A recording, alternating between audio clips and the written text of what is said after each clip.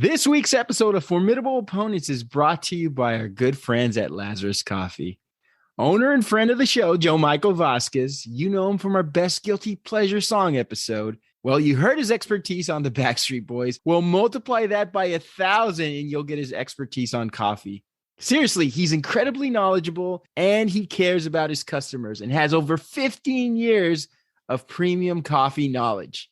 Lazarus Coffee offers a variety of special and delicious blends and flavors that taste great, and they have a commitment to purchase from coffee farms that are striving to better their community. That's right. This is just not an ordinary coffee company. Lazarus has a goal to help the Dallas, Texas Metroplex community, and you can read about their altruistic endeavors and community fundraisers on their webpage.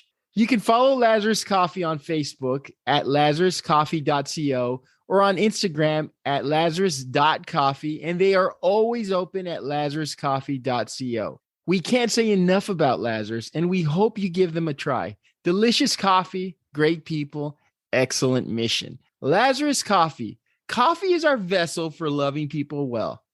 And now on to our show.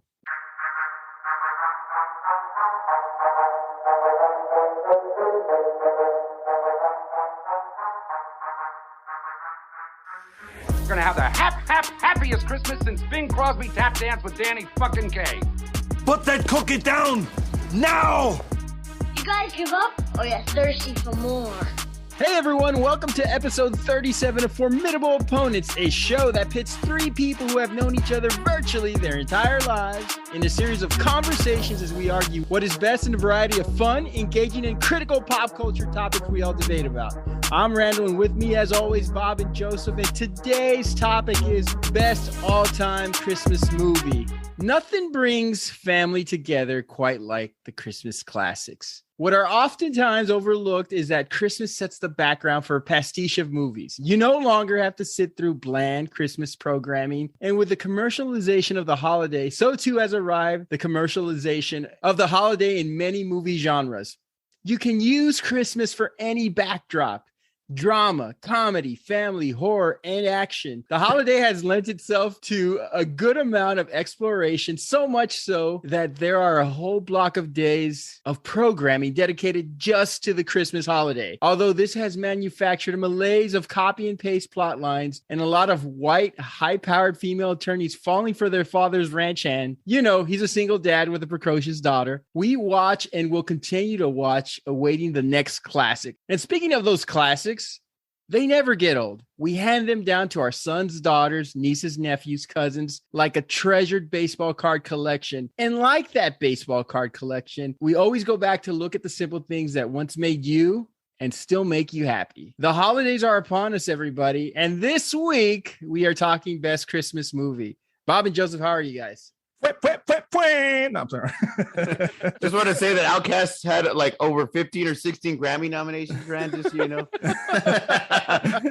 Yes, I know. I got shit about, well, I didn't mention it, but last week we heard about Oasis. So give a shout out to Orlando if you're listening. Yes, we know Oasis was a big band. Thank you. Yes. So yes, okay. I didn't. No, I'm not going to go into that. I was about to say, I didn't put them on the. Never mind. I didn't get any negative comments. That's all I'm going to say. It was only you two. I didn't get any negative comments for us. Anyway. Check out last week's episode to know what we're talking about. We're living in the past, but let's talk about the future, guys. In the future, Christmas is shortly upon us. We just put up our lights today in our house. How are you guys doing? Are you guys in the holiday spirit? Oh, yeah, man. We went to, we actually went cruising around. We took the kids to go look at Christmas lights tonight. That's what we were doing earlier. Since it gets dark, like at 6 o'clock, man, I couldn't believe it. We watched a ton of Christmas movies today and they're kind of getting into something. I think the kids made gingerbread cookies or some shit like ninja gingerbread cookies, something different. But yeah, kind of getting in the mode, you know, as you start watching the movies and everything, you know, seeing the lights put up. It's kind of cool.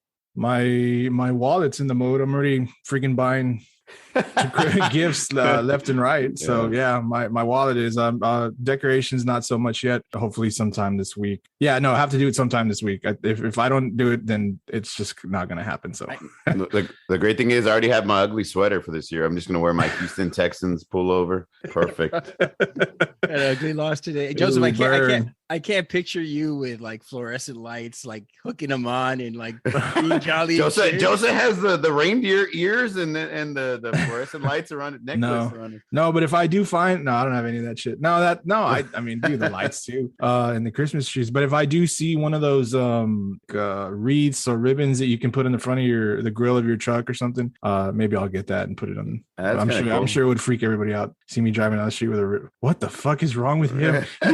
I've never known him to be this way.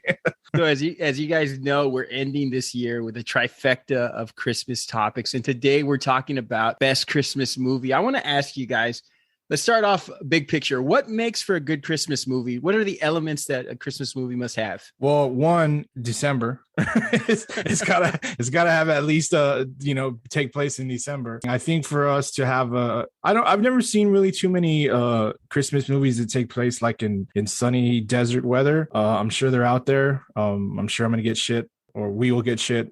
Randy will Oasis. get somebody about it. But I think for a great one, just like I said, take place in December. The subject matter doesn't have to be so jolly, because as we'll get into our mentions later, I have some funny or some out there different Christmas movies to talk about. For the most part, the good story, the family fun, and as long as for the most part your kids can enjoy it and watch the movie. If you have that type of situation going on, if you can sit down and watch a movie with your kids, and especially like on Christmas Eve before you put them to bed, I think that's what's probably the best. I was gonna say explosions and whiskey, dude.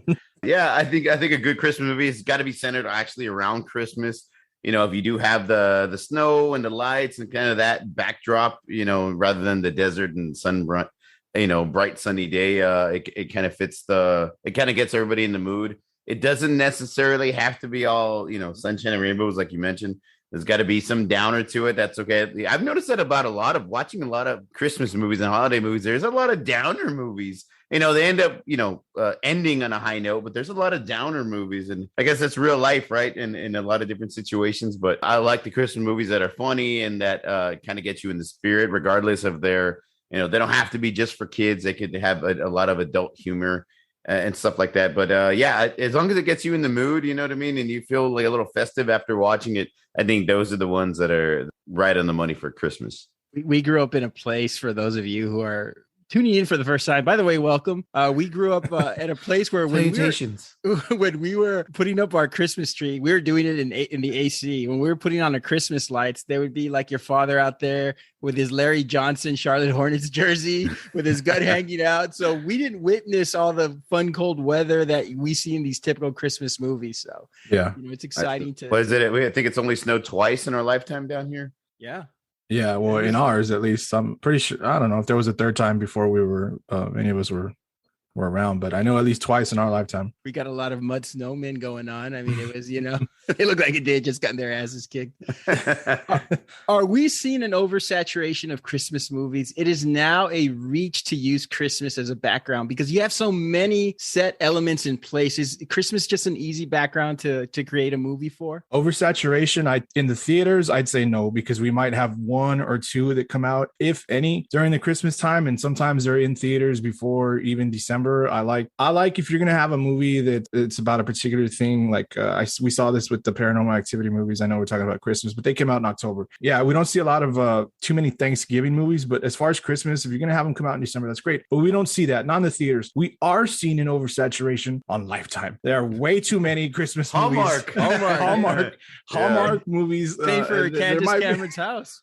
There might be an oversaturation on there, and those, I mean, obviously they do so many, they can't film them in December, so these movies are taking place, or excuse me, they're being filmed like early in the year, or sometime, I don't know how long it takes them to shoot these movies, but they push so many out. Seems like it, they can wrap up filming in like a month. There's so many on these channels that, yes, I mean, but hey, they make money, like you mentioned, and there's a lot of people that love to watch them. Personally, I don't. I think they're all the same story. I think, like you mentioned, the girl comes into town to close a business, like you maybe said, and falls in love with the guy who runs, the struggling bakery, and then she uproots her whole life just to make cookies for the rest of her. It is what it is. So yeah, there's a lot on the channels, but not in the theaters. I don't think so. They always fall on the snowbank too, right? And they're like, they stare at each other. That's when they know they're in love, right? It took 2 weeks for them to fall in love. They're ready to uproot her life now.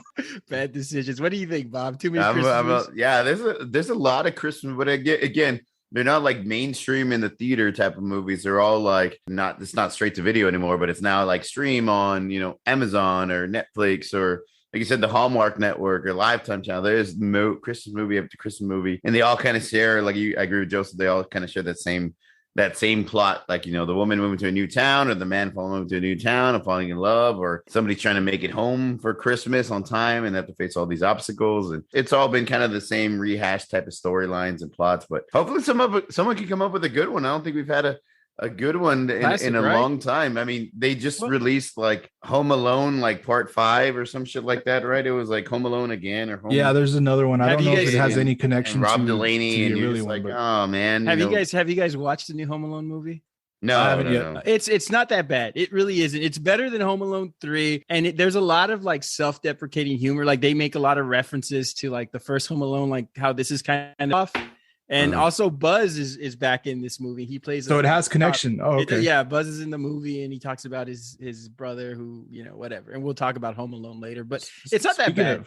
There is an oversaturation on the Hallmark and the Lifetime, but Netflix and Amazon and probably Hulu, the other streaming services, I've noticed they've put out some Christmas movies this time. So yeah, I mean, they're now instead of in theaters, they're coming to the streaming services, I guess. So yeah, I mean, granted, it's kind of hard to beat the classics, you know what I mean? But it would be nice to see an original idea. Oh, you know what? Office Christmas Party was actually really funny. That came out like 5 years ago. I thought that was pretty hilarious, based on the Christmas time. I thought that was pretty badass. But a good original idea like that would be really nice, man. They're nice to see. Hopefully, actually, somebody comes up with something. It's true. And another one was the Christmas Chronicles. It came out on Netflix. Part 1. I was going to mention I saw it because that was the it's the animated one, right? No. It's got Kurt Russell, man. That's the only reason why I watched it. Kurt Russell? Right, fuck yeah, let's watch it.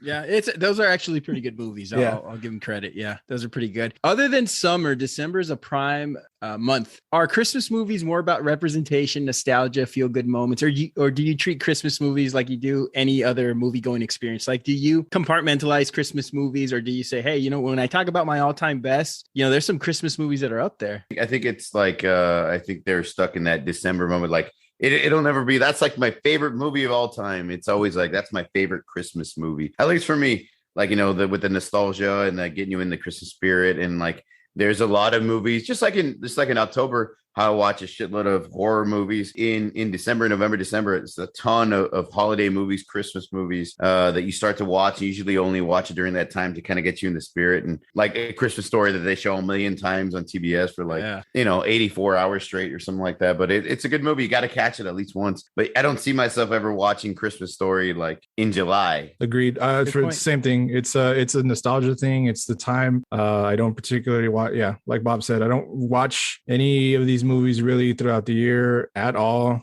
aside from The Nightmare Before Christmas, because watch it in October because it's the only movie you can watch. Is twice. It a Christmas movie or a Halloween movie? Both. It's both. Oh, so yeah, no, it's only a nostalgia, feel good for the moment thing. I mean, get you in the mood type situation. If we get cold weather, which I don't know if we will, I mean, it kind of makes it feel even better. We'll see what happens. More better. Last question, more guys. Betterer.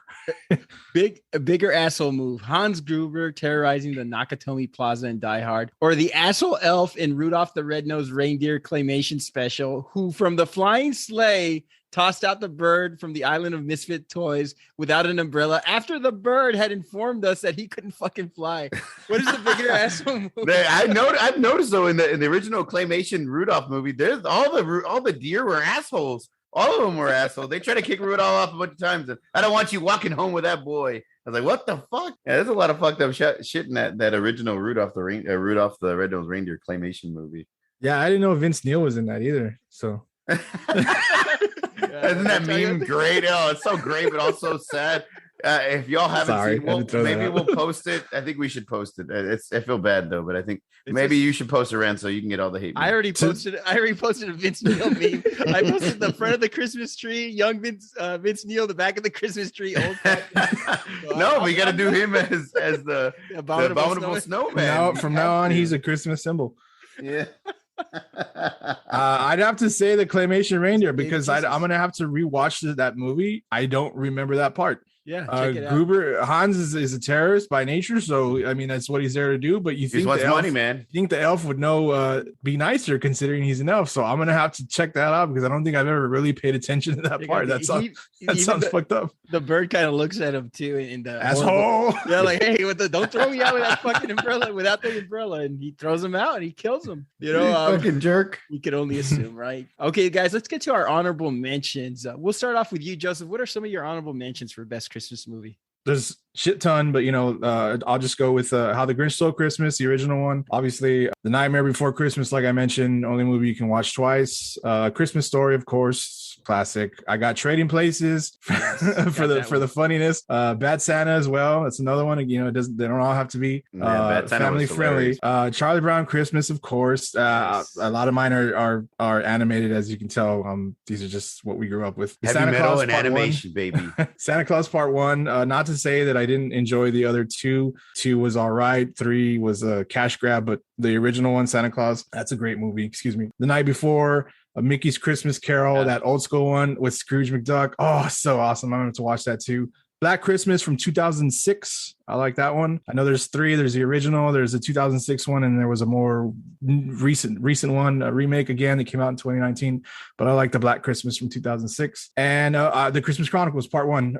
Really liked Part 1. I thought Part 2 was but Part 1 was awesome. Kurt Russell, baby. Good. Yeah. How did you not mention Die Hard? What the fuck? Yeah, Die Hard, baby. It is a Christmas movie. I agree. I think we all agree, right, Joseph? Die Hard. Yeah, Die Hard's a Christmas movie. If I got Trading Places as a Christmas movie, I mean, granted, we see one of the characters in a Christmas suit, so I mean, see Santa Claus suit. Yeah.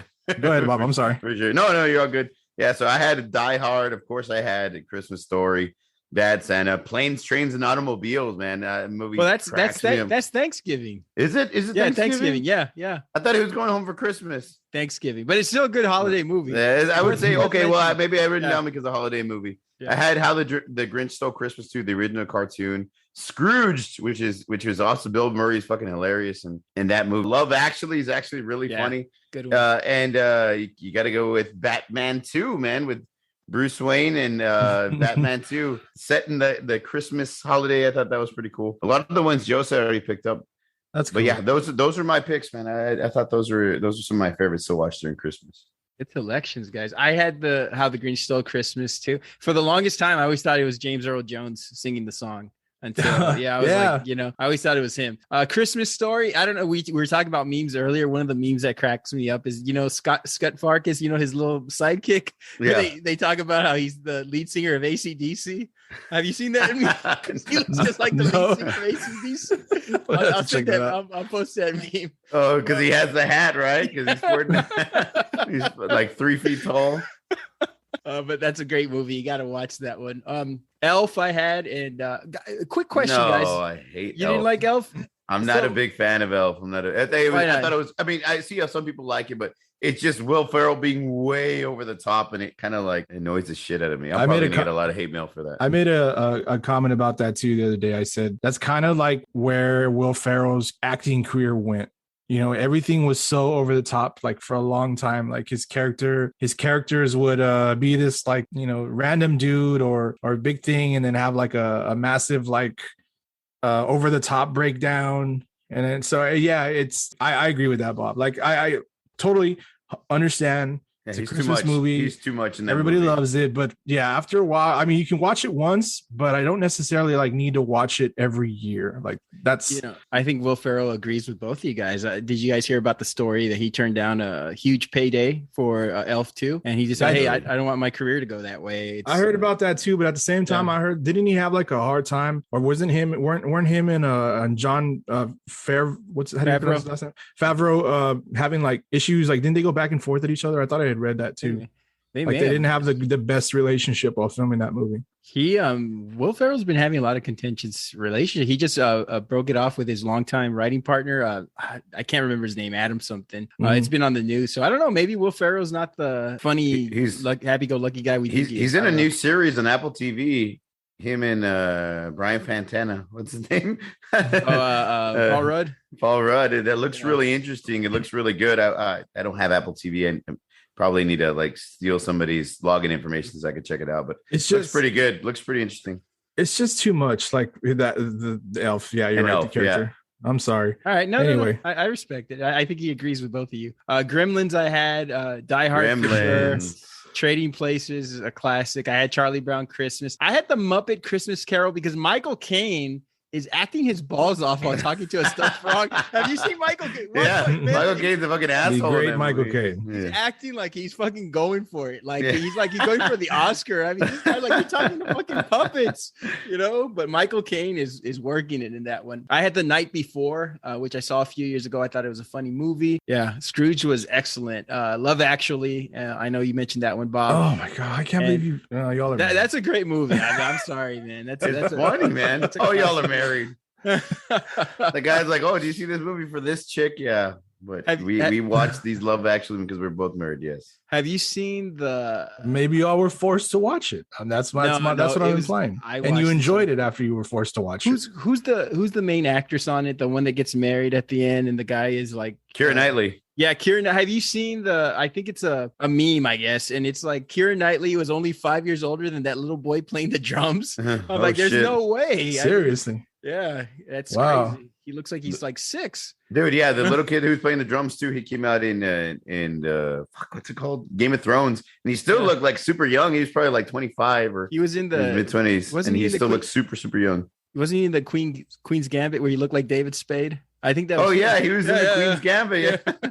That was a cool show. He's got a pretty good agent. But and I also had I think I mentioned Christmas Chronicles 1 and 2. Great movies as well. We're gonna go to our selections, everybody. But before we do that, we're gonna give you guys a little word for my friends at stamps.com. Bob, Joseph, I know that last year I had spoken to you guys about this, how I was stuck in the post office. It was a long line. There was no social distancing. There was tape everywhere, boxes everywhere. I mean, it was crowded, overloaded. I felt bad for the postal workers, and I knew I had to do something different. And if you're looking for ways to skip the trip to the post office like I was, like I am, like I did, and dodge all the hectic holiday shopping traffic, why not save time and money with Stamps.com? Stamps.com lets you compare rates, print labels, and access exclusive discounts on UPS and USPS services all year long. Look, everybody, it just makes sense, especially if your business sends more mail and packages during the holiday. Whether you're selling online or running an office or side hustle, Stamps.com can save you so much time, money, and stress during the holidays. And we could use all that, right? Access all the post office and UPS shipping services you need without taking the trip, and get discounts you can't find anywhere else, like up to 40% off USPS rates and 76% off UPS. Going to the post office instead of using stamps.com is kind of like taking the stairs instead of the elevator. Just going up a couple of floors, sure, take the stairs. Walking up 30 flights a day, you could use a break. If you spend more than a few minutes a week dealing with mail and shipping, stamps.com is a lifesaver. You'll save so much time and money, you'll wonder why you didn't do it sooner. Just like I'm wondering. Save time and money this holiday season with stamps.com. Sign up with the promo code POD, that's POD, for a special offer that includes a 4-week trial, free postage, and a digital scale. No long-term commitments or contracts. Just go to stamps.com.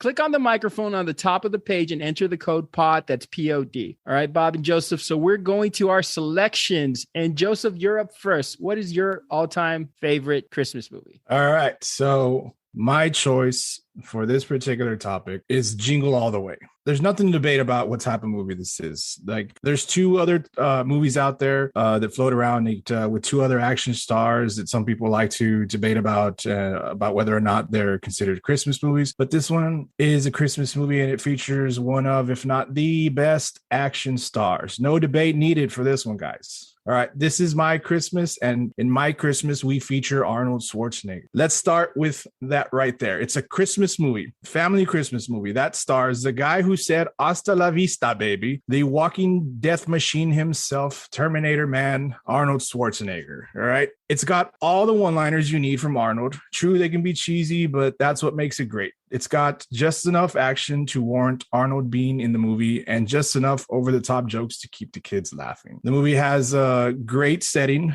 for the story. It takes place in Minneapolis, I believe. I think it was filmed in the Twin Cities. Yeah, Mall of America. So yeah, the Mall of America is featured, great thing, great time, and great weather, hopefully, at least for the people during, this time of the year, hopefully nothing too crazy, but it's cold. It looks like they filmed it in the cold. If they didn't, no big deal because it looks good. The whole atmosphere is setting, just screams Christmas, cozy neighborhood with lights, big city buildings with snow everywhere. Perfect. It's what it needs to be as far as a Christmas movie. I'll go back to the action real quick. Nothing too crazy. There's no bazookas, no M16 assault rifles, no tanks. Sorry, I had to get into Arnold at least once.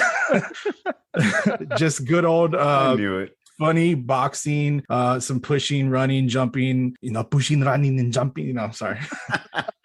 The number one hit. No, I'm not gonna do that. You got one more left. All right. Howard gets into a fight. His name in the movie is Howard. I didn't get into that, but his name in the movie is Howard. He gets into a fight with a larger than normal Santa over a present. Fun fact: it was played by WWE's The Big Show. Yeah, and there's there's use of a jetpack later so obviously there's some stunt and wire work that takes place. But again, it's nothing too crazy. It's not over the top, so it's not like the Die Hard situation. It's got enough action to keep Arnold satisfied. If I'm going to do another Christmas movie, no, I'm sorry, that's the last one for sure. Don't apologize. Just go. We know you're not sorry.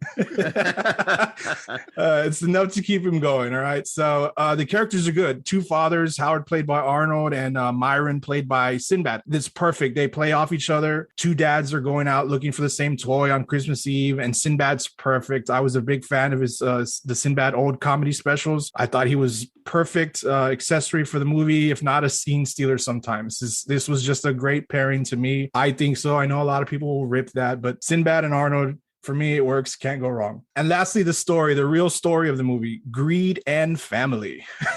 Commercialism and supply and demand can be a real bitch. We're all going to spend money on gifts for our family and friends, but it's what we do. This movie has that element, and it shows just how crazy this time can be and the lengths that some will go. But in the end, the true meaning of the holiday shines through being happy with family, realizing what you have is more than enough most of the time, and giving. The son at the end of this movie realizes he doesn't need any fancy toy. He just needs his dad, and his dad learns that no matter what he does at work, it means nothing without his family. And sharing and giving, the kid gives the toy at the end, the toy to that he gets at the end of the story, the Turbo Man doll, he gives it to Myron so that another kid can have a happy Christmas. I think this was perfect. It has all the elements like I mentioned. Those I think that was about 5. Plenty of Arnold one-liners. In the end, it's my pick. It's a great pick. It's a great Christmas story, and I can't wait to watch it again soon. What do you guys got?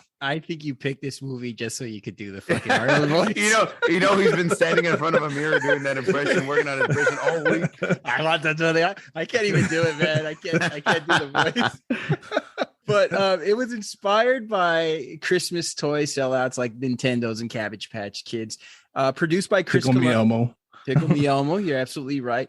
Produced by Chris Columbus, who kind of split the atoms when it came to Christmas movies. He has a connection with our 2 movies that were coming up for Bob and I. Okay, I think you guys are going to debate this point with me, and I'm ready to debate this. And I think both of you are going to take an opposition to this. This was Arnold's 4th comedy after Twins, Kindergarten Cop, and Junior. I'm going to say it right now. Dude cannot do comedies. He is not a funny actor. He could do action, and he could do comedy within the action, like the one-liners, like, my friend's dead tired. And why you gotta be an asshole? It's Christmas time. I don't think he could do comedy. Well, I think he can. I think you're comparing it to like Junior, which sucked, Twins, which he didn't really have too many lines in it. So that was a Kindergarten Cop. Was kind of funny, the premise, but I think this was his funniest movie at that point in time. I think the transition just sucked because the movies he was in weren't like, the greatest. He went from this. It's like The Rock when he first transitioned into comedy wasn't very good either. Well, what about Last Action Hero? Do you consider that an action comedy or is it just a straight up action? I straight It's up an action movie. Action's in the title. I think it's straight up action. Yeah, straight up action. Yeah. I think we had this discussion already before. You can't say family action, Joseph. I think he can do comedy. I think he can. I think he's funny. I think he's got a lot of charisma, and anything at the time, you're talking about 80s through early 90s. Anything he did was making money. So I think a lot of people said, hey, you know what? He's doing a comedy. He's making money. Let's give him another comedy. Oh, it's making money. Now we're getting soccer moms and we're getting kids and we're getting other people into the audience and just making more and more money. And speaking of which, this movie went on to gross $129 million worldwide, recouping its $75 million budget. So, I mean, it did excellent. It almost doubled its budget. It felt very made for TV. For me, it was like a sitcom, like a an hour and a half sitcom. I like Arnold delivering comical lines in action movies, but I don't like him in comedies. Like I mentioned, I love Phil Hartman. I'm surprised you didn't mention Phil Hartman. Yeah, that's what I was about to say. Well, I didn't go too into the cast, but yes, the late great Phil Hartman, awesome. Rita Wilson, Phil Hartman playing the asshole in this movie. Yeah, trying to get with him. He was awesome in this movie. I mean, small the cookies, small role with Jim Belushi as well. I mean, a lot of awesome people came out in this movie. I didn't go too into it, but yeah, I mean, I'm hoping. I've been told that I'm too protective of spoiling a movie, so I didn't. It's super old. Cares, yes, so I don't. I don't. If it came out last week, then okay. But if it's old, then fuck it. They should have seen it by now. You mentioned the Santa fight with a Big Show. I didn't know it was a Big Show until I rewatched this movie. I had to look it up. And Vern Troyer was the little guy that punched. Yeah, he flies across the room. It's hilarious, dude. Because I always thought it was the Big Show, and then I heard that it wasn't. So it took a while. Like I had to actually go and look. I was like, no, it was the Big Show. The other character that I really enjoyed was the cop that always got shit on. Like every bad thing happened to him, and he had just such a good serious face, and he was he had the look. He didn't even say anything. He just had Robert Conrad. Look. It was Robert Conrad. Yeah. Speaking of, in his own right, great movie with a great cast. Oh yeah, no, it was a good cast. It was all about the commercialization of Christmas, as you mentioned, and this was made from a stolen script. A high school teacher named Brian Webster wrote a similar script. The verdict was overturned in 2004, but that was 8 years of bad press for the movie, and that's why I think the movie kind of I heard this movie being sort of demeaned a lot, and they were talking about how it wasn't one of the best Christmas movies because it was a little over the top. It was about the commercialization. It wasn't really about the spirit. We had mentioned earlier about how Sinbad was a last minute cast because they were originally going to go with Joe Pesci, but they felt that the size discrepancy between him and Arnold was just too massive. And Sinbad's a big guy, and I think he improv'd a lot of his lines. So kudos to him because some of his lines were really good. He had some good lines. I don't think it's a bad movie. When you mentioned Jingle All the Way as your selection, Joseph, I was like, he's gonna get butchered because this movie was horrible. But I sat and watched it with the kids. They enjoyed it. They laughed at all the right spots, and that's what the movie is for. It's for family, and the kids are having a good time. You're going to have a good time, and it's not a bad selection. I don't think it's one of the top ones. I think a lot of the honorable mentions are better than this movie, but it's not a bad Christmas movie. What do you think, Bob? I think the premise of it was really good, and regardless of Christmas spirit, I think that is the Christmas spirit, man. Black Fridays and everybody going nuts and going nuts trying to get their last TV. Like I thought this movie had a great plot. Like I thought that was good. Last minute shopping, and everybody's going crazy because they're trying to get this, this one toy that everybody wants. And, the dad's always working and he's trying to make up for lost time with his kid. I thought it was a really great premise. Sinbad again stole the show in more than a few scenes. He's a really funny guy. I thought Pesci could have done a great job, or he would have done a great job as the antagonist in the movie. But Phil Hartman, he's the best. So great, the best, so simple. He's just so subtle with his lines, and I loved his little role in this movie. And Arnold getting all pissed off. I think Arnold gets more pissed off with Phil Hartman's character than he does with Sinbad's. The movie itself, I thought it was funny. I thought it was good. I kind of agree with Randy. There's a couple more that I probably would have put ahead of it.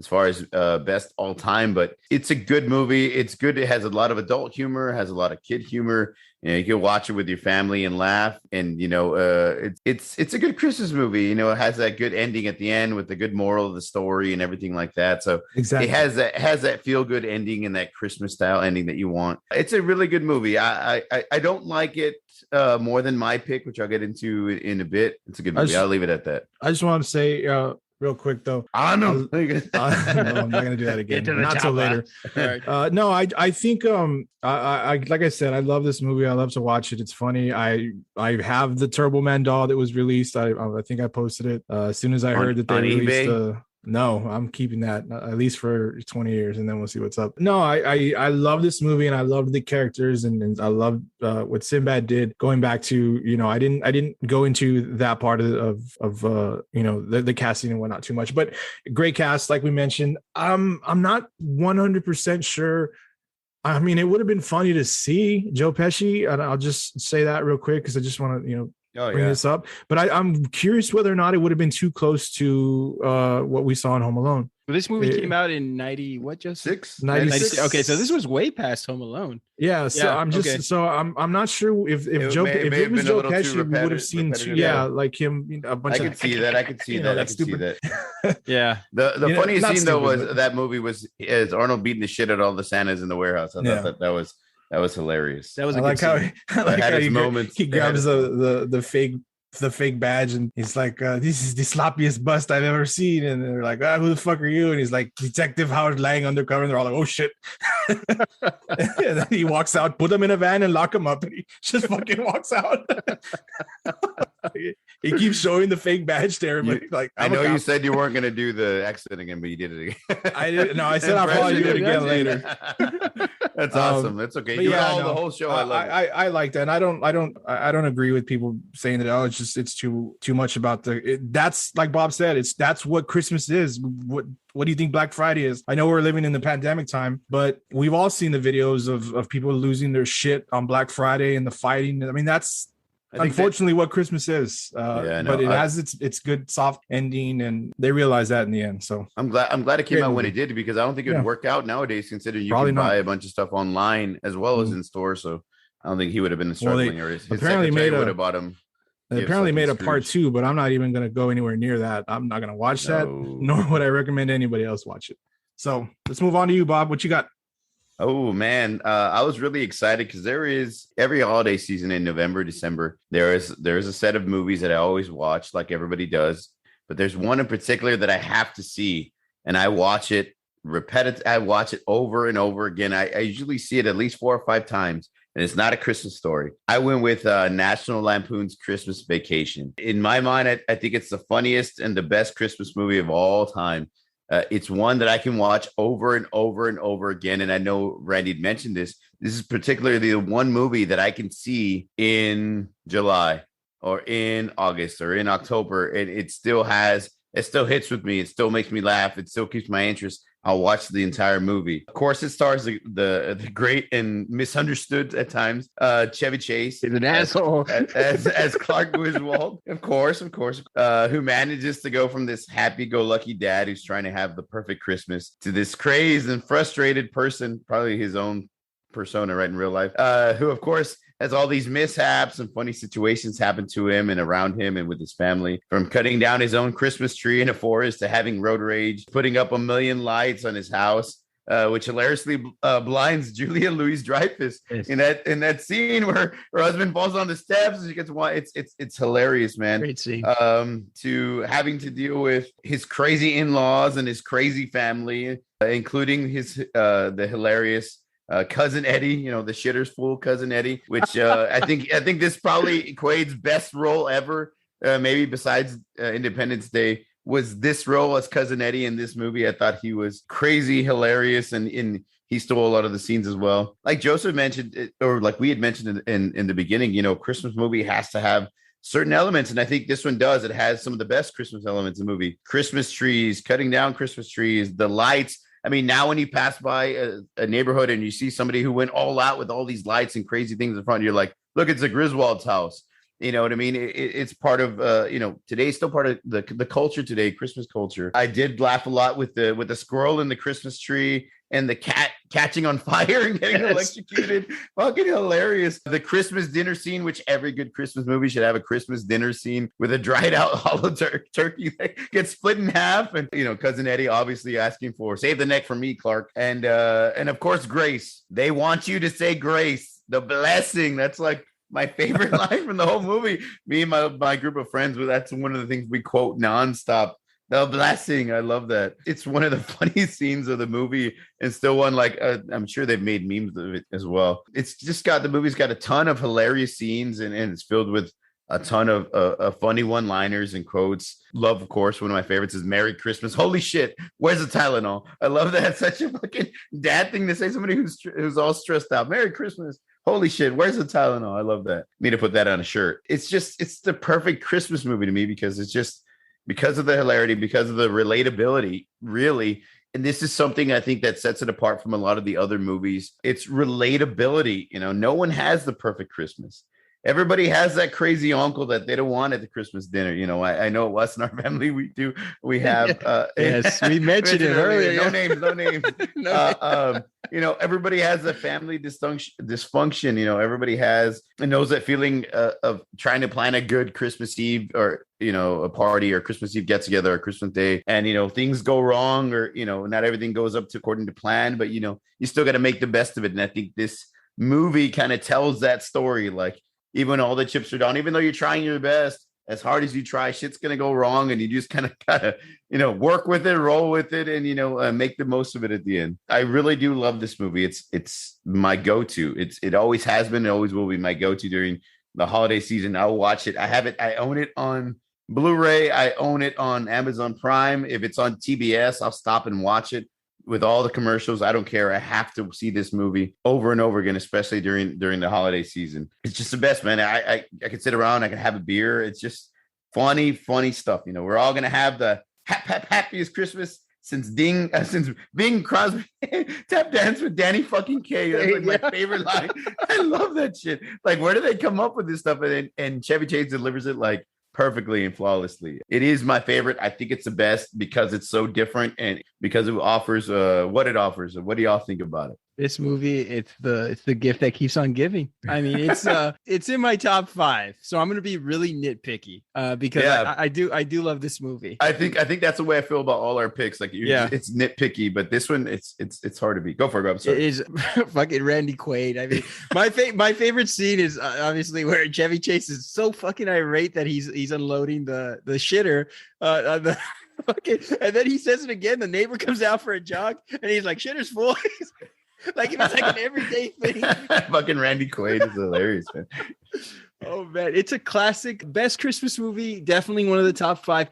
To me, my favorite movie in the Vacation series is the first one. I mean, maybe because it's the original, maybe because of the Wally World, John Candy. I felt that the kids were better in that movie with Anthony Michael Hall. And it's my second favorite vacation movie behind the first original Vacation. Chevy Chase, man, he's so damn good in this movie. And it sucks that he's such a prick. We were talking about the Chris Columbus connection earlier, and the Chris Columbus connection here was that, we all know John Hughes, wrote the movie, and he hired Chris Columbus to direct. They were doing all the pre-production meetings, and Chris Columbus said, "I'm fucking out of here. I can't deal with this guy." And Chevy Chase is a known jerk. He's been a known jerk since SNL when he left after the first season. And it sucks because for people my age, Chevy Chase was like the ultimate. He was this good-looking guy who was funny. He had great movies like Fletch and Seems Like Old Times, Three Amigos, and you could go on the vacation movies. And he was just so talented. I really think, and I know I say this a lot, but with Chevy Chase should have been up there with Tom Hanks when it comes to like actors who had the charm, the wit, the comedic timing, and the looks and everything. It just didn't happen for him. I thought he had a great career, but it could have been so much better, man. I don't know. I'm a little disappointed with Chevy Chase. Great comedy, physical, and line delivery. The cat you mentioned, Bob, I had it in my notes. I just wrote the cat in all caps. Yeah, and the squirrel too. Those were good. One of my favorite scenes in the movie is the sausage sled, because he's trying to act like he's like really like cool dad. He gets on the sled. He said, "Laters, dude." Later, dudes. Yeah.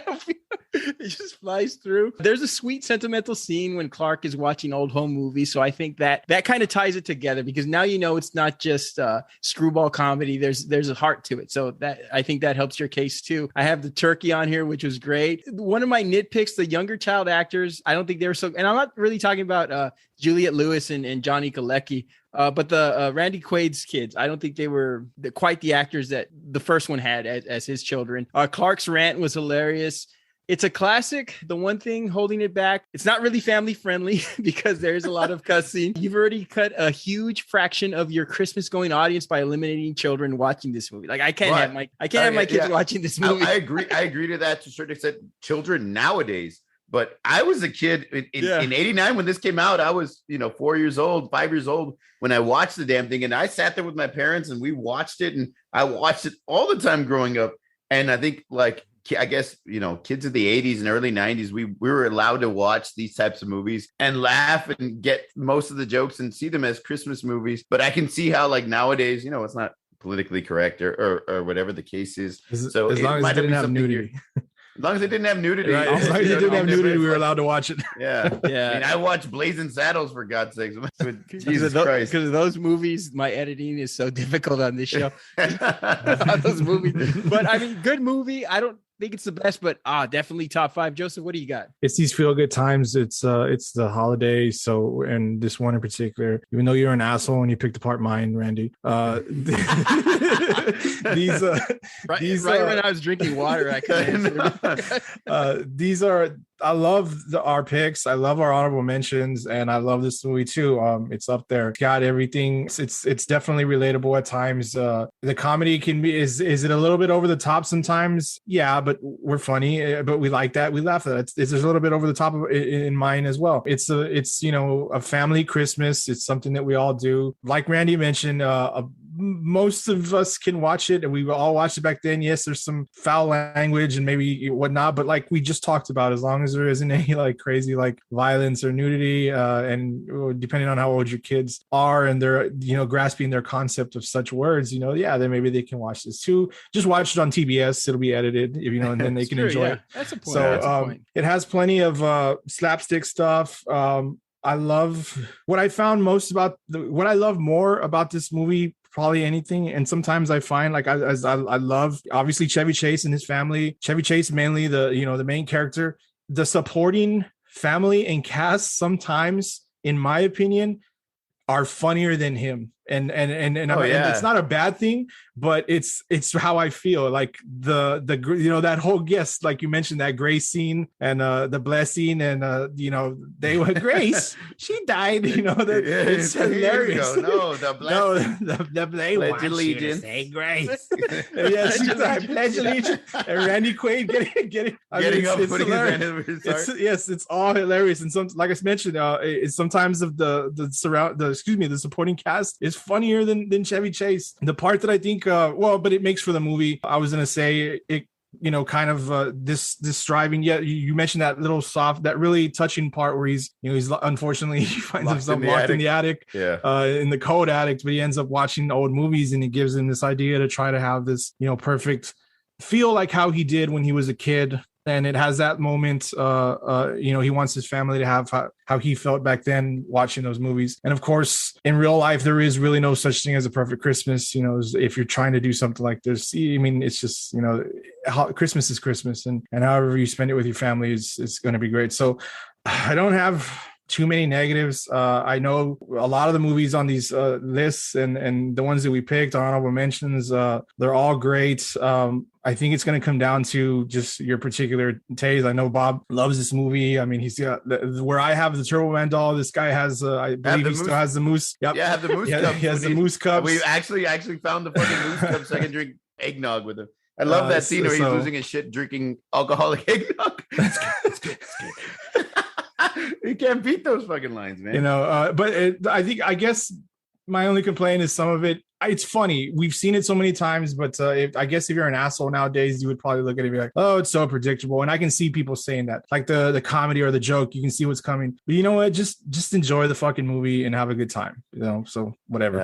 I think it's really relatable, man. And I think the relatability, because like we said, not everybody has perfect Christmas. And when you stop and think about it, you look at your family, like everybody has dysfunction at some point during some Christmas, especially when you start blending families and all these families and cousins and uncles and second cousins and, other people from the other side of the family. Like it's very relatable and it's extremely funny. And I get the one argument, like, it's not kid friendly, but back in the 80s, it kind of was, we sat around with our parents. It wasn't too we laughed and we missed then. a lot of these adult jokes that went over our head, but our parents got a huge kick out of them. There's a lot of nostalgia there with this one. And I think it goes against the grain because it's not so, I don't want to use the word kiddie or family friendly. It's not just, I wouldn't say family friendly, but I think it's not so much kid focused. It's more like family focused, or so it touches on everything, something for everybody, but it's not kid focused, which I think is reason why I love watching it every year. There was this trope in the 80s where just about every 80s movie had like animation for their opening credits. Little trivia: Christmas Vacation was the last movie to use those animation credits. They stopped using them at the beginning of movies. So it's a great movie, and I could definitely watch it at Christmas time year after. You have to. It's a must. It's one of those things where like, you put the kids to bed and it's you sit outside or you put on TV, you grab a beer and this is on. You're like, oh shit. You can sit and drink and quote along and laugh. You can watch it with your buddies and just crack up and laugh and laugh and laugh. I have no doubt we're going to watch this like Saturday. We're watching Saturday now. It's on. So we'll go on to my selection. I selected Home Alone. Now, you guys mentioned how you have memorabilia from your movies. I don't have anything from Home Alone other than the white kid. So I don't have Kevin. Directed by Chris Columbus. We're completing the Chris Columbus trifecta here. He directed this movie, which was written, of course, by John Hughes, another John Hughes movie that we're talking about. Jesus Christ, John Hughes he wrote so many damn good movies. Yeah, he's good, man. I mean, he had awesome. The whole era, man. God, it's so good. Starring Macaulay Culkin, Joe Pesci, Daniel Stern, John Hurd, Catherine O'Hara. And you got to shout out John Candy for his small role. Worked for 23 hours, got paid $414, made up all of his lines, improvised, I should say, made all of his lines. So got to shout out John Candy. Before I begin, I have to tell you where I was when this movie came out. So I was in the 8th grade, and I remember the previews. They sold this movie as a lighthearted comedy, kind of like Uncle Buck, which didn't make a lot of money. I had no idea it was going to be a monster hit. And I remember a buddy of mine, my best friend, had told me, hey, you got to watch this movie. Home Alone is like the best movie. And then you started seeing all these commercials. So I think this movie came out in late November, I want to say, maybe early December. And I saw it on Christmas Eve. And I remember where I was. I was at a cousin's house, a cousin on my father's side. And he said, let's go watch Home Alone. I said, there is no way. Well, I didn't say this. I was too young at the time. But I remember somebody mentioning there's no way we're going to get tickets for that movie. No, come on, we'll do it. So we go there. Of course, it's sold out. Remember when we used to have to go to the movie theater and we would see the sold out on the marquee or whatever? Yeah. They used to put it over the little marquee, sold out. And you're like, shit. Or they'd have a piece of tape over each showing that was sold out. Like, there's no way we're going to watch this movie. And my cousin goes, 6 tickets to look Who's Talking To. And I was like, what? And I was like, we're not going to watch that shit. And I was like, no, we're going to watch Home Alone. We sneaked into Home Alone and we sat down, and there were ushers walking by the aisles checking for tickets. They came up to my cousin. He said, hey, look, I didn't know we needed the stubs. I threw them away, and we enjoyed the movie. And it was anxiety ridden, but I did not pay for this movie. I paid for Look Who's Talking To. And I remember sitting down and looking over my shoulder, and there were people standing up on the aisles. I mean, it was like a fire hazard. They took their seats. We took their seats. We didn't have assigned seating back then. Never mind. Yeah. No assigned seating, by the way. That's a good discretion. Back in the day when sneaking into movies was cool. That's your excuse. Yeah, that's definitely an important point. So the plot. Kid gets in trouble, wishes his family disappears, gets left behind. If cell phones were around back then, this would have been solved in minutes, of course. The film was inspired by John Hughes, who was on his way to a family vacation when he quipped, I was going away on vacation and making a list of everything I didn't want to forget. I thought, well, I better not forget my kids. Then I thought, what if I left my 10-year-old son at home? What would he do? And so hence the movie. There were many obstacles with the original studio, which was Warner Brothers, not entirely backing this film. They wanted to do it for $10 million. The budget grew to 14.7. Warner wanted it cut. So 20th Century Fox swoops in, making the movie for $18 million. And of course, hugely smart business move by 20th Century Fox. Chris Columbus wasn't the original choice to direct. When he was asked, he hesitated because the last Christmas movie he almost directed, which was Christmas Vacation, he was treated like shit by Chevy Chase. chase. He didn't want any part of this, but he went ahead and obliged and created this classic. There were casting mishaps. The role of Uncle Frank was originally written for Kelsey Grammer, but he was unavailable, so it went to Gary Bamman. Not Batman, Bamman. I think I'm pronouncing that right. Is it Gary? Jerry Bamman. He was great, by the way. Bamman. I can't pronounce that. I'm Batman. Daniel Stern was cast as Marv, but when the production schedule was extended, he had to drop out. They cast Daniel Roebuck, who exactly, as Marv, but he had zero chemistry with Pesci. So they brought back Stern and they somehow made it work. Macaulay Culkin becomes a huge star. SNL, Michael Jackson videos, the most famous kid on the planet. It spawned a franchise. We were talking about it earlier. Home Alone 2, Lost in New York was good. The third one, the reboot or whatever, wasn't very good. The latest reboot, it's okay, but it doesn't have the magic as this one. I was a little disappointed to find out that the interior of the house was a gymnasium. I want to tell you why this is the best Christmas movie of all time. It provides us with all the elements. Kids being empowered. Although we have no idea of how Kevin has such an intricate knowledge of booby traps, torture devices, pulley systems. I mean, this kid is like a half psychopath, half PhD engineer. Santa Claus, whom Kevin talks to before he's about to nearly kill his enemies. It was a role that Chris Farley auditioned for before SNL, but the director wasn't very satisfied with his audition. Great quotables. The scream, of course, which every kid still does. Keep the change, you filthy animal. You guys give up or you're thirsty for more. Buzz's girlfriend, Wolf. I mean, so many great quotes in this movie. Beautiful cinematography. Great bad guys. Think about how ridiculous it sounded to pitch Joe Pesci in a kid's movie. The role was actually turned down by Robert De Niro and John Lovitz, but I thought Pesci and Stern were just classic as the Wet Bandits. Great movie poster, great Christmas music, both traditional and fun Christmas songs. You have to watch this every year. My kids love it. It has age, other than the whole cell phone thing and the whole, this could have been solved, with modern day technology. It just holds up. It's great. And I think it's a movie that's going to be around forever. What do you guys think? I think that those cops should have been fired because a fucking concerned parent calls you, that that their kid's left alone and they're like, just have them count again. He just leaves. What a jerk. Again, this is the top 2, top 3 Christmas movie for me as well. It's a very good movie. Again, it's really family, kid focus forward. The casting of I think Joe Pesci is the reason why this movie is so successful. As much as it made Macaulay Culkin a star, this big huge kid star, Joe Pesci is the reason why this movie is so funny and so successful. Considering that it came out in 1990, the same year that Goodfellas came out.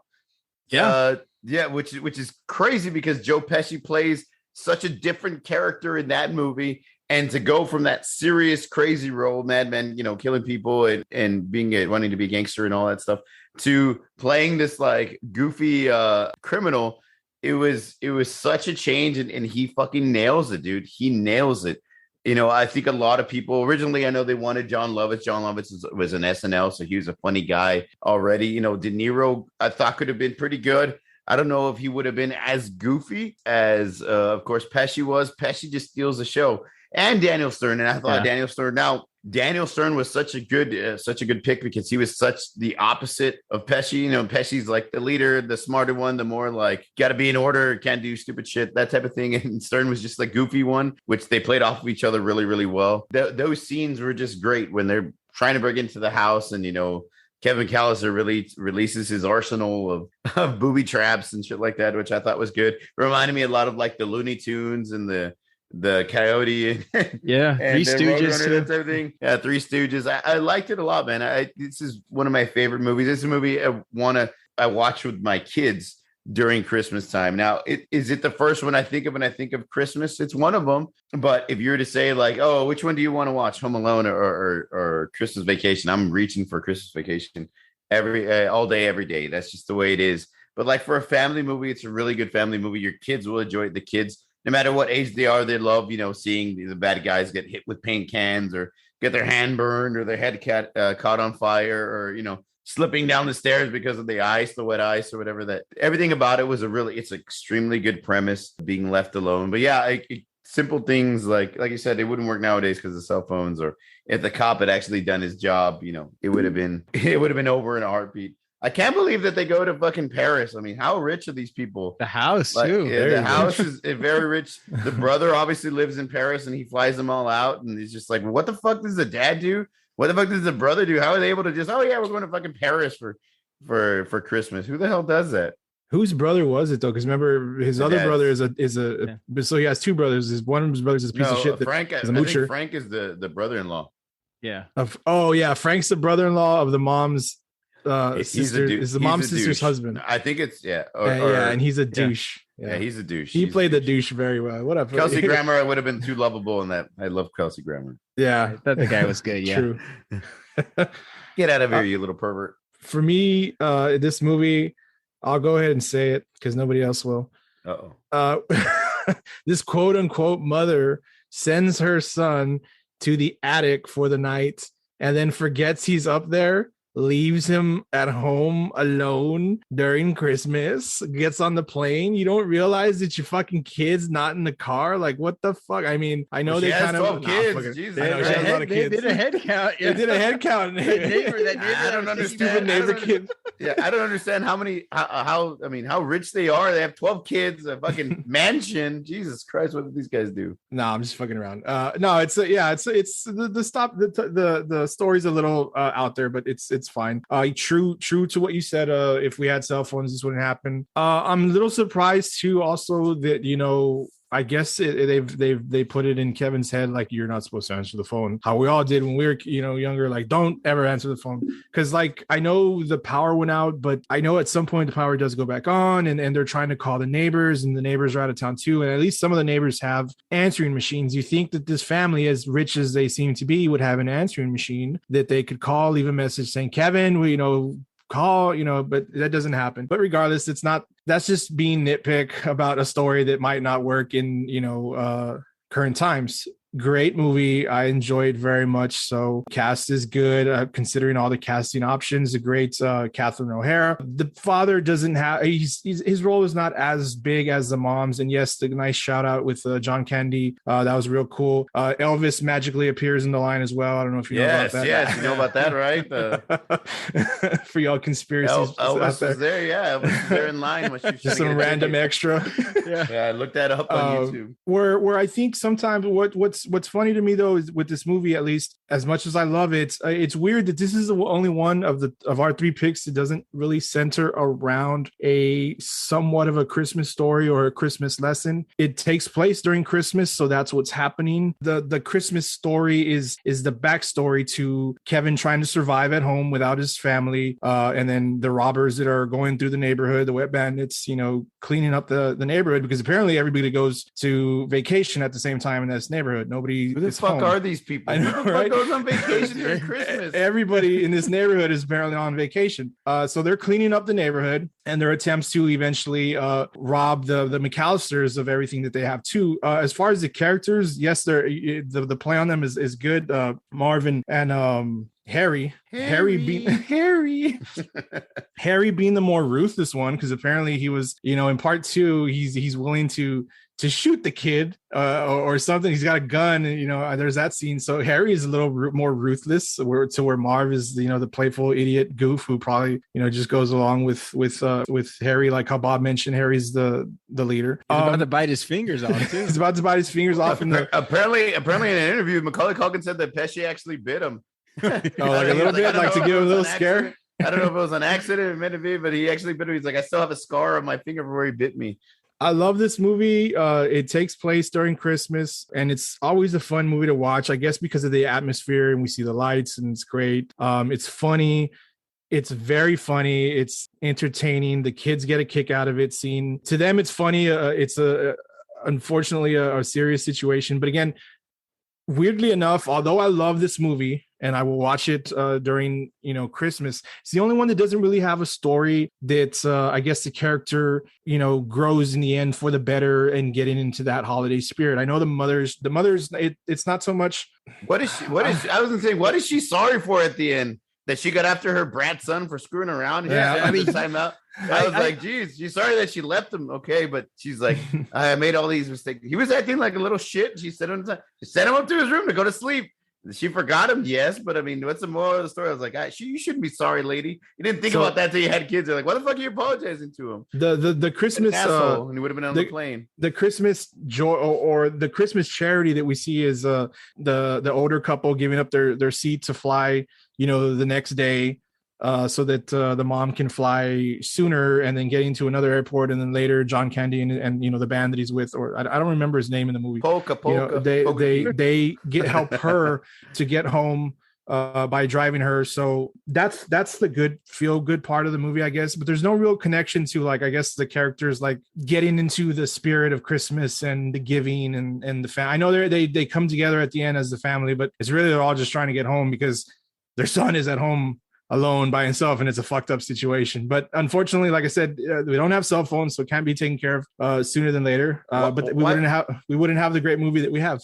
Kevin finally makes friends with a serial killer neighbor, the old man, and at the church. Why didn't he tell them, like, hey, these two guys are trying to kill me and rob my house. You want to, like, call the cops and can I stay at your house until? Remember, he's 8, 9 years old. He's scared of everything except for fucking up crooks. They're probably not scared of shooting one in the head with a fucking BB gun.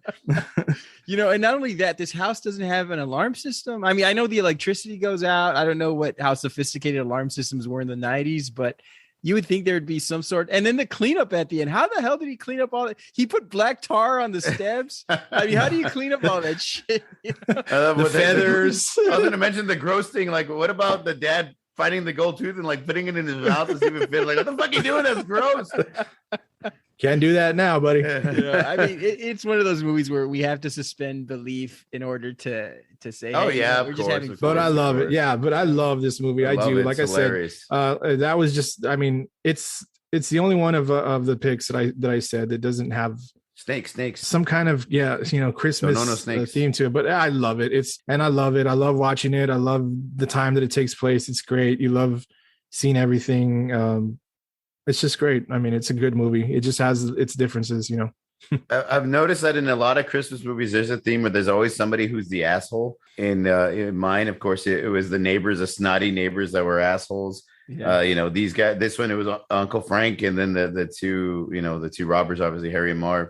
Joseph, who would be the asshole? Was it Phil Hartman? Yeah, Phil Hartman's character. He's trying to move into the. How come there's always an asshole? There's always trying to be a fucking. Have you noticed that in all these Christmas movies? It's a theme. Who told you can have my cookies? Put the cookie down. I love that part. Yeah. The Home Alone, it's a classic, man. It's a classic. It's a must watch every Christmas season, every holiday season. This is going to sound like a bad joke, but this is true. I took a screenwriting class. I took it with Kim Hinkle, who is one of the screenwriters for Texas Chainsaw Massacre, just dropping a name. Every week he gave us an assignment where we had to come up with a story. We had to come up with a plot, and there was this guy there, and I'm sure he said this as a joke, but it always stuck to me. His plot to the story was these 3 prostitutes would save Christmas, and he had this whole intricate plot because you had to say, and the title of the movie was Ho Ho Ho, and I thought it was like, it was stupid, but it was. I remember I couldn't stop laughing when he did it. So last Christmas, I gave you my heart. That has potential to be a classic. I know that would be. Oh my god!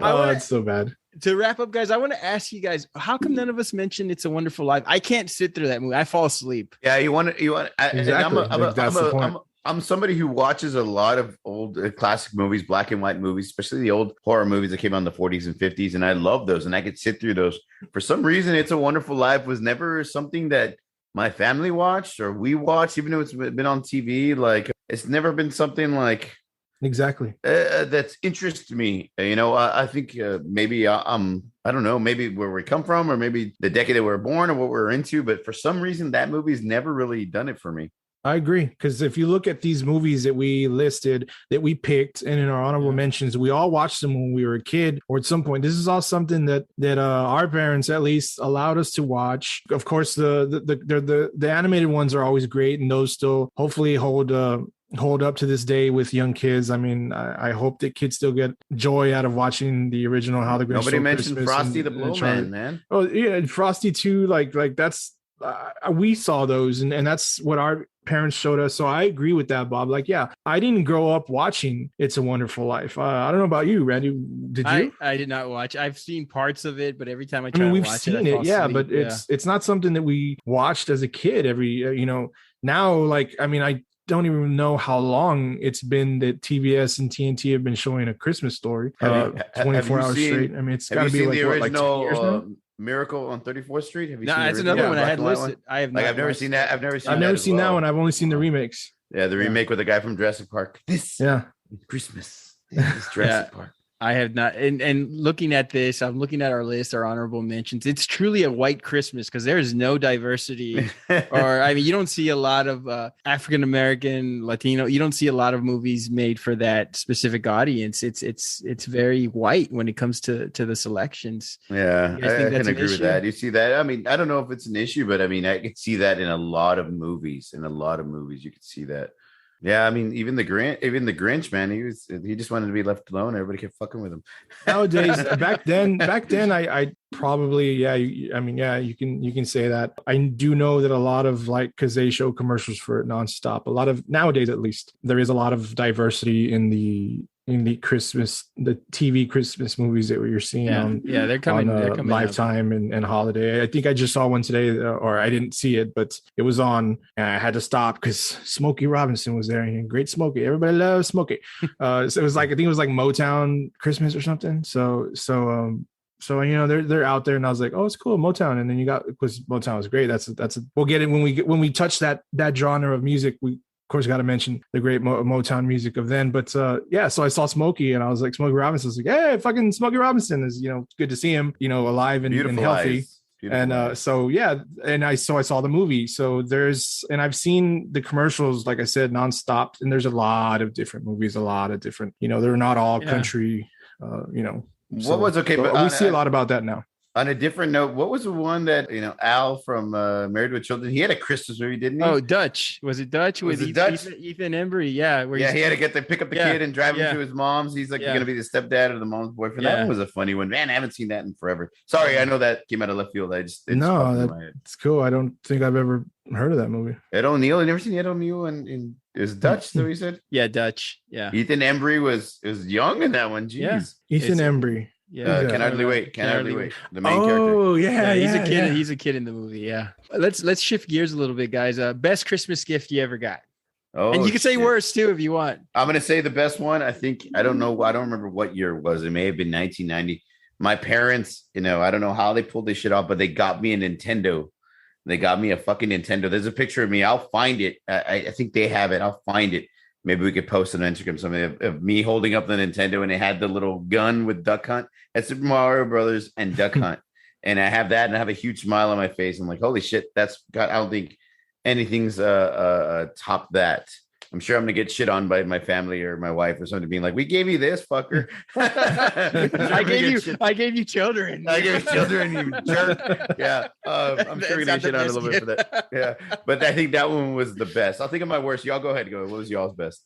I don't think I have a best, not because like they haven't all been great. I loved I just think I'll just one that I remember being like super excited about and memorable, and there is pictures. Nickelback CD. No, long ago we had opened presents, I remember, and we had we thought we were all done, and I remember like either my dad or my mom like saying like, "Hey, you forgot that one," and they pointed to the door, and there was this huge box leaning up against the door, and we were like, "Oh shit!" Like we were kids, so we didn't say oh shit. So me and my two brothers, we went and we started just ripping the paper off, and at the time there was this 3-in-1 tables, like ping pong, pool, and air hockey, and we were like super excited to get it because it was, we were 3 kids, so it was going to keep us busy. And I know there's a picture of like all of us, like me ripping paper, my younger brother Jacob ripping the other side, and like Jaime like, yeah, like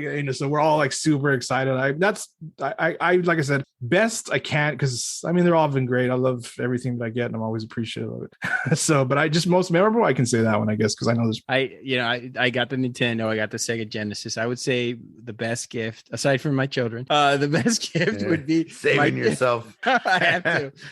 Would be my dad got got me wrestling tickets, front row to the WWF event that was coming down there, and they never traveled down there. When I say down there, that's South Texas, Rio Grande Valley. Now they go there every 2 or 3. They're gonna be here like next week. Next week, okay, SmackDown like something like that. SmackDown. Yeah, we saw the commercial for it the other day. I was like, these fuckers are still traveling. Wow. Yeah.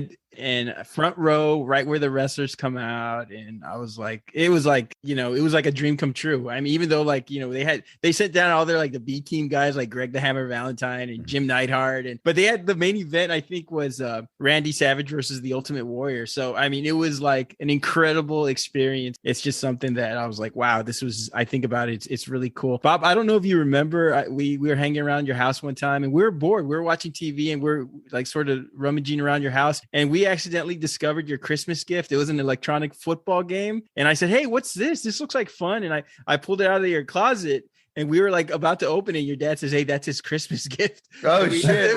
I don't know. You might have been too young to remember. I don't know if I remember that. I remember. I mean, maybe that. I'm sure I do. I remember that specific thing. Yeah, the electronic football thing. Man, that's different. That's been a long time. I remember they gave me like a basketball hoop, that you put up in your front yard, like when I was like 6, and then we didn't put it up till I was like 14. It was just sitting there in the garage for 6 or 7 years. I was trying to think of worst gift. I don't think I've ever gotten like again, I'm like with Joe, so I'm really appreciative of whatever I get. I'm more of like, I like getting people shit. Like that's more of my thing. I love like I can get my kids stuff and my wife stuff, my buddy stuff. I'm more of that kind of thing, like trying to think of something cool to get. I have people around me, but I'm trying to think of a shitty gift. Or like a bad, not a bad gift that I got. I wouldn't call it like bad gifts. I'd call it like gifts that I really have no use for. Like this is not anything that I like see myself. Like socks. This is not me. Like it doesn't fit me. I would never wear this, or your grandma got it for you. You have to smile and say, "I love it." There's been that, but even then, you're just like, "Oh, thank you." And I mean, I still have stuff that I've never used, but whatever. It is what it is. I love those. I mean, I remember my mom. It's gonna be really fucking funny, but she got my dad a briefcase for Christmas. And even my dad was like, what the fuck am I going to do with a briefcase? And like, it was such a big thing. And I can't believe, like, this is something I told Dina, but I've told the story a bunch of times. We were all like me, my sister, and everybody was like, the fuck would she get him a briefcase for? You can use it for work. It's like, who the fuck would use a briefcase? Not a lawyer lady. I thought that was hilarious. That's something. You use it like Kramer. He would put his snacks in there. Like when you got. Or is it George Costanza? I can't remember who. But, George, I think. Yeah, George Costanza. What's cool is we've all at least because Randy, I'm sure I think you were here. Were you here for our white Christmas? Yeah, that was 2004. Yeah, I was here. I was down there for that. You were still here? Okay. Yeah, we had a white. When it snowed a shitload, it was a couple of years ago. Yeah, well, but I'm talking about, but yeah, it snowed, but like white Christmas, like we've never. I'm like, I can't believe I can say that I had that, or that we can all say that. That's because if like to our listeners out there, like we've mentioned before, this area is just not like we're not that type of area that's going to get it's hot, and we're not even sure it's going to get into like the 50s for Christmas or anything like that. We'll just have to wait and see. And this one year back in 2004, we had a freaking white Christmas. We're talking Christmas Eve. The snow was coming down. It was piling up. Christmas morning, you woke up, you went outside, white everywhere. So the shitty thing about that was, since it doesn't snow down here, when it did, our power went out. We're freezing our ass off. Christmas Eve to Christmas morning, freezing. It was freezing cold. I need to tell you guys about my shittiest gift. I've gotten some shitty. I've gotten like a South Park calendar. I've gotten like DVDs that they just got from the bin, like Best of Tracy Morgan SNL. I've gotten some real candle. A candle. The shittiest one I ever got is when fucking U2 uploaded their shitty album on my iPhone. Like, how do I delete? Why can't I delete this? I didn't ask for this. So I mean, I love you too, but that album wasn't good. Any last thoughts on Christmas movies? I know we're gonna talk about Christmas our next 2 shows, but any last thoughts on Christmas movies in particular? No, I love them, man. This is the time of the year to just like binge watch as many as you can. I'm gonna try during the week, but on the weekends, just like binge watch as many as I can. Introduce some to my kids, and then of course, after everybody goes to sleep, watch some of the Christmas movies that have more like adult jokes and are meant for that audience. But I love this time of the year. It's the most wonderful time of the year. Yeah, I like Christmas. I just wish it was a little colder, right, Joseph? It's like 78 degrees today. I just hope that you know, I'm not in this situation, but I know you guys do, and any other parent or parents out there, at least try to introduce your kids to the classic Christmas animation movies that we, you know, love to see to this day. The ones that we mentioned, like how the Grinch Stole Christmas, Charlie Brown Christmas, Mickey's Christmas Carol. Just try to keep them going, because they're such great, you know, stories, and they're really awesome, and they're cartoons, so hopefully they'll watch them, you know. Yep. My last thing is not so much about the movie. Yeah, and I echo what you guys say. Enjoy them, keep them alive, show them to your kids. Watch, and the most important thing is to watch it with them. Don't just sit them in front of the TV and say, "Hey, watch this movie. It's a great movie." Sit with them, interact, talk to them about it. I mean, they'll get a kick out of it. It's something that they're always going to remember. And then lastly, what I want to say, if you have a kid that's born in December, my birthday's December the 20th. Don't fuck them up and say this is for your birthday and for Christmas. Try to like separate those two important momentous days, right? Yeah. I got a Nintendo and a game, and I was like, I can't wait to get more games and Christmas. And my parents were like, nope, that's for but obviously we were not very well off, so that was excusable. But you know, try to separate those things. I think your kids would appreciate those December babies. That's our show, everyone. Listeners, we'd love to hear from you. Hit us up and let us know which Christmas movies did we not mention. Most importantly, let us know what you think about the show. You may reach us at formidableopponents@gmail.com. You can follow us on Twitter, Instagram, Facebook, just by searching Formidable Opponents. Want to thank Creative Little Pill for this week's cover art. Please follow her on Instagram. She's got a lot of great stuff out there. And join us next week for part 2 of our Christmas trifecta as we talk about worst Christmas song. That's going to be a fun one. So for Bob and Joseph, this is Randall. We'll see you all next week. The blessing. Kevin! Keep the change, you filthy animal.